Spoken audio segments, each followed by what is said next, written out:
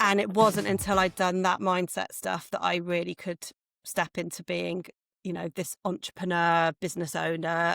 What do you think were the key shifts that you needed to make in your mindset in order to feel, what was it? Feel ready to do it? Feel equipped to do it? Feel confident to do it?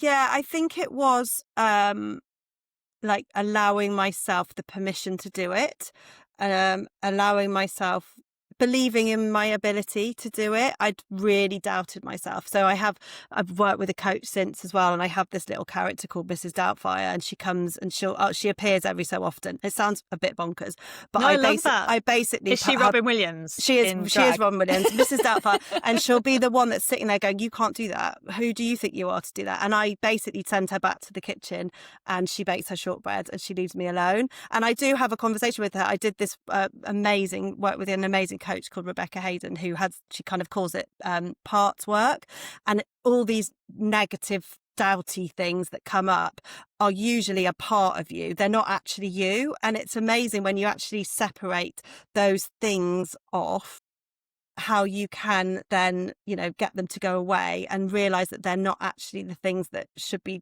driving you forward. So I think doing a lot of that work initially with Caroline, doing some of the stuff that she was doing, and also like she would talk about, where do you want to be in 5, 10, 15 years time?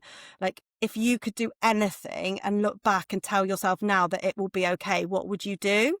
And that was really important for me. So like, okay, well, if everything is going to be okay, would you launch your own business? Yeah, of course I would.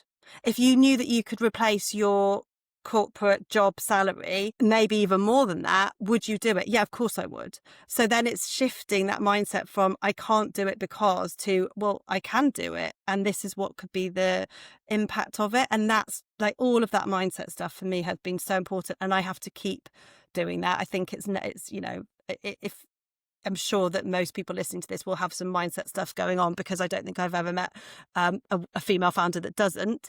But I think doing that work and realizing what the things are that are holding you back is really important. And that's something that I did again. I did it 18 months ago. I realized that fear was kind of running my business, and I was getting really annoyed with it. And that's when I invested in the work that I did with Rebecca Hayden Beck.